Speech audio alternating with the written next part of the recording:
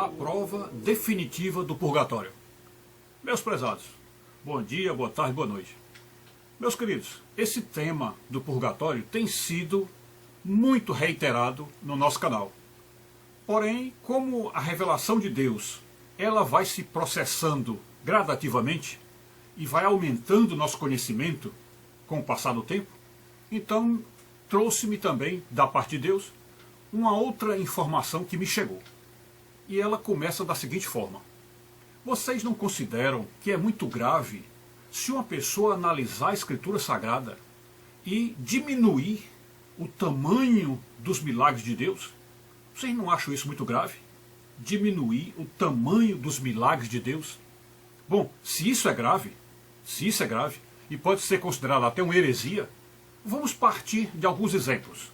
Veja bem, por exemplo, o primeiro milagre de Jesus, todos conhecem, vocês já sabem, foi aquele chamado milagre das bodas de Caná, não é isso? Pois bem, o que seria a heresia de diminuir o milagre? Seria se algum de nós dissesse assim: não, ali ele não transformou água em vinho, não transformou água em vinho. Ele botou foi uma açúcarzinha na água lá, misturou talvez com um grapete e foi dizer que era vinho. Ali não foi transformado água em vinho. Foi outra coisa que ele fez. Veja a gravidade disto, não é? Diminuindo o poder de Deus. Uma outra ocasião, por exemplo, naquele milagre chamado milagre da multiplicação dos pães. Ora, a Escritura Sagrada diz que depois de Jesus ter feito com que 5.000 pessoas, fora homens e mulheres, comessem, ainda sobrassem 12 cestos cheios de pães e peixes. Como é que a pessoa diminui este milagre? Primeiro a pessoa diz assim: não eram 5.000 pessoas, eram só umas 500, por aí. E depois não sobraram 12 cestos cheinhos, não sobrou foi nada, porque o povo estava morrendo de fome, acabou foi tudo. Vocês percebem o que seja uma ofensa a Deus, como é uma heresia grave, porque diminui o poder de Deus? Percebem isso? E isso vocês podem fazer em todos os milagres. Todos os milagres dele poderão ser diminuídos. Lembra daquele do acalmar a tempestade? Vocês poderão dizer: não era uma tempestade, era uma chuvinha qualquer. Os apóstolos estavam com medo, que era um banho de medroso, né? E por aí vai.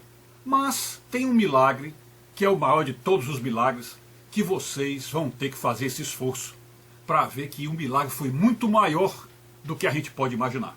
Quando você imagina que o milagre foi muito maior, aí sim você está na postura correta, porque você está atribuindo a Deus um poder muito maior, que é de fato o que ele tem. Ele tem um poder muito maior. Então milagres que para nós seriam, vamos dizer assim, simples, seriam praticamente assim, sem significado, poderão ser e deverão ser muito maior se nós tivermos humildade para reconhecer o tamanho do poder de Deus e que muito mais, uma obra muito maior ainda estava por trás daquele aparente milagre. E nós estamos nos referindo a quê? À ressurreição do Senhor. Porque para a Escritura, para todo o povo cristão e para a teologia cristã, a ressurreição do Senhor foi o maior de todos os milagres. Maior até do que o milagre de Lázaro. Porque no milagre de Lázaro, uma pessoa qualquer podia dizer assim: não, ele não ressuscitou Lázaro não. Lázaro teve só uma epilepsia, ou uma catalepsia lá, aí ficou dormindo numa gruta lá e foram dizer que Jesus ressuscitou, né? Então, a heresia pode continuar em qualquer milagre. Mas, no milagre da ressurreição, digamos que nós não façamos a heresia de dizer que Jesus não ressuscitou. Que os judeus disseram isso, né? Quem leu o Evangelho de Mateus todinho, percebe que os judeus da ocasião diziam que Jesus não ressuscitou, que roubaram o corpo dele, né? Roubaram. Mas vamos dizer que nós aqui, todos nós, acreditemos que Jesus ressuscitou de fato. Que ele morreu na sexta-feira da paixão e ressuscitou no domingo, né? No caso, contando os 3 dias da ressurreição, da santa ressurreição. Pois bem, então, o milagre da ressurreição, mesmo sendo considerado pela Bíblia e pela teologia o maior de todos os milagres, na verdade, não foi o fato de o corpo de Jesus ter sido reconstruído para parecer glorioso àquelas primeiras pessoas que o viram. Por exemplo, quando Maria Madalena chegou, quando os primeiros apóstolos chegaram, mal podiam tocar em Jesus porque o corpo era glorioso, e segundo o que ele disse para Maria Madalena, o corpo ainda estava sendo refeito ali naquele momento. Então esta questão da reconstrução do corpo de Jesus, isso aí aparentemente podíamos dizer que para Deus é um milagre simples. Porque já que para Deus tudo é possível e para Ele tudo é fácil, então seria um milagre não tão grande, né? Podia ser considerado um milagre pequeno. Porém, existe alguma coisa no significado da ressurreição que o torna muito maior. E nós vamos então, neste momento, se lembrar daquele milagre que é a cura do aleijado, aquele aleijado que foi colocado dentro da sala onde Jesus estava, descendo do telhado.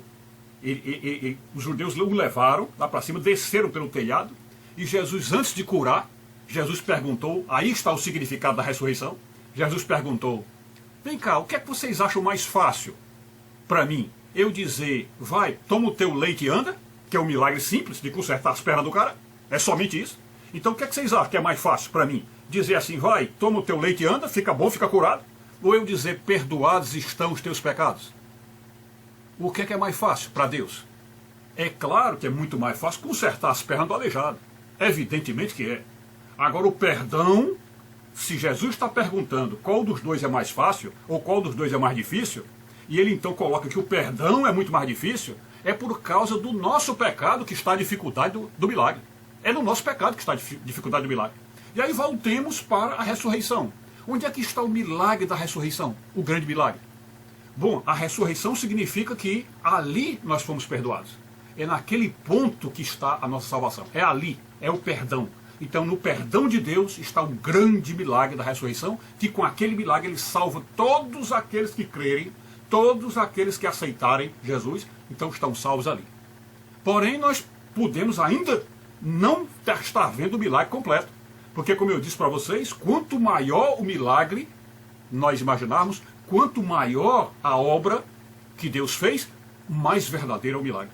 Porque nós estamos então atribuindo muito mais poder ao Senhor, não só o poder físico, o poder temporal, o poder que constrói ou reconstrói o corpo, mas também o poder espiritual, transcendental, de perdoar pecados.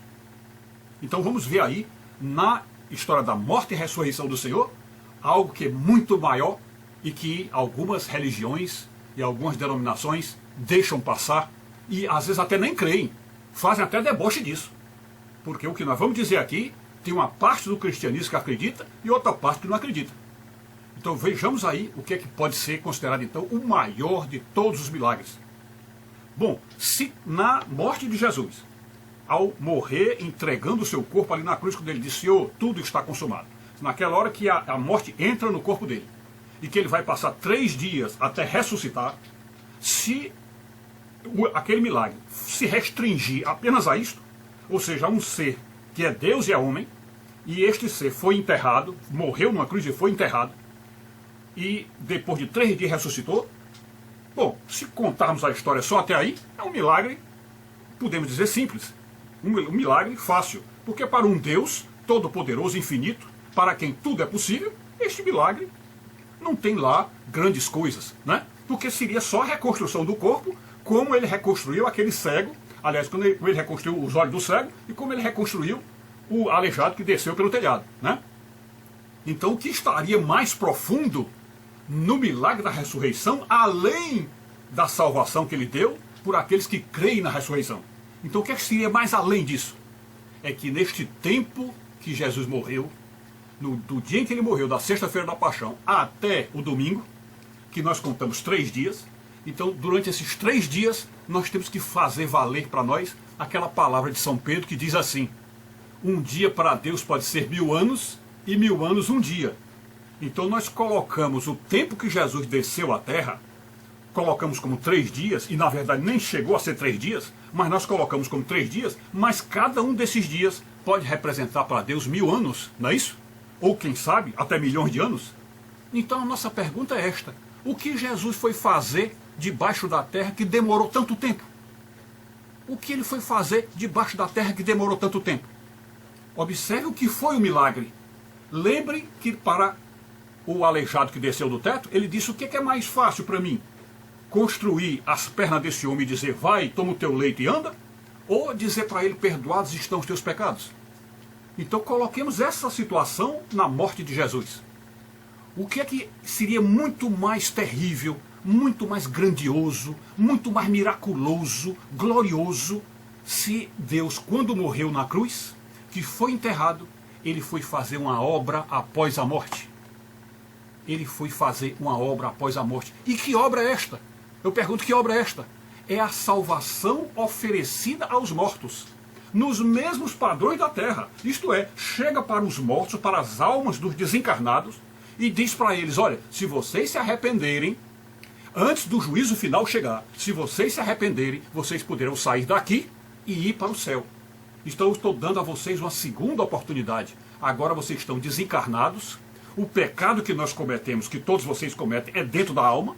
É um pecado na alma. Então vocês estão aqui na alma, não estão mais no corpo. Portanto, os pecados de vocês permanecem. Então eu estou vindo aqui conversar com a alma de vocês e dizer que se vocês se arrependerem, eu os levarei para o céu. Então, esse é o milagre. Olha o milagre. Esse milagre mostra o quê? Uma maior misericórdia de Deus. Mostra um maior poder de Deus. E uma tolerância, uma misericórdia extraordinária. Por quê? Porque ele desceu até os infernos. Ele desceu até a mansão dos mortos. Ele foi até o local que nós, com o tempo, acabamos encontrando uma razão para explicar aquilo como um purgatório. Porque seria um momento em que está havendo uma purgação. É uma santificação que está havendo ali. Então a pessoa desce àquele mundo dos mortos, se torna apenas alma, ele perde o corpo na morte, se torna apenas alma, e naquele momento, naquele período em que ele está ali, que pode ser um dia, 2 dias, 3 dias ou 1000 anos, naquele tempo que ele está ali, ele está em processo. Deus sempre chamando ao pé do ouvido e contando o evangelho. Olha, você precisa crer, você precisa se arrepender. E onde está essa passagem que Jesus chama sempre no coração, bate à porta do coração? Está lá no livro do Apocalipse, quando ele diz, eis que estou à porta e bato. Se alguém ouvir a minha voz, eu entrarei na sua casa e o salvarei. Né? E que é ouvido? Esse ouvido o quê? É o ouvido da alma. Se a alma ouvir aquela pregação, se a alma ouvir Jesus explicar o plano de salvação, ela já sem o corpo, ouvir Jesus explicar o plano de salvação e se arrepender e reconhecer, Senhor, realmente eu fui muito mal contra ti. Senhor, eu pequei contra ti e contra Deus. Senhor, eu reconheço meu pecado. E a pessoa então chora os seus pecados e se entrega a Jesus, e aí sobe aos céus com o Senhor.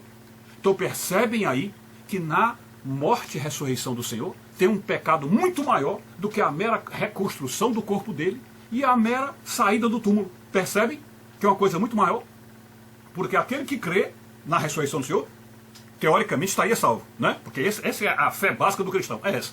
Mas para restaurar almas perdidas, almas que morreram sem a fé, ou almas que morreram sem um arrependimento, então essas almas aí, ao desencarnarem, estarão numa região onde o milagre de Deus, o poderoso, o gigantesco, o infinito milagre, desce até esta região imunda, esta região podre, a região das trevas.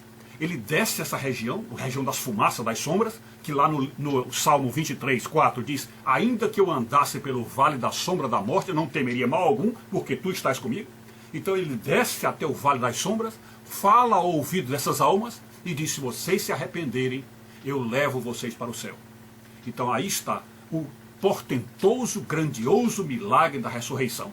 É o milagre de ter ido buscar almas lá onde ninguém vai, lá no profundo das trevas, e dando uma segunda oportunidade para que a pessoa, sem os pecados do corpo, porque não tem mais corpo, a pessoa não tem mais a tentação física da carne, essa pessoa então terá muito mais condição de, sem o atrapalhado da carne, ouvir a pregação e quem sabe aí se arrepender.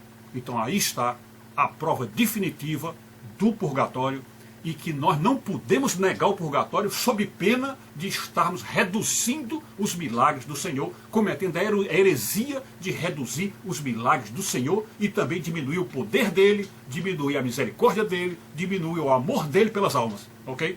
Então, esta é a razão pela qual todo cristão deveria acreditar na salvação após a morte.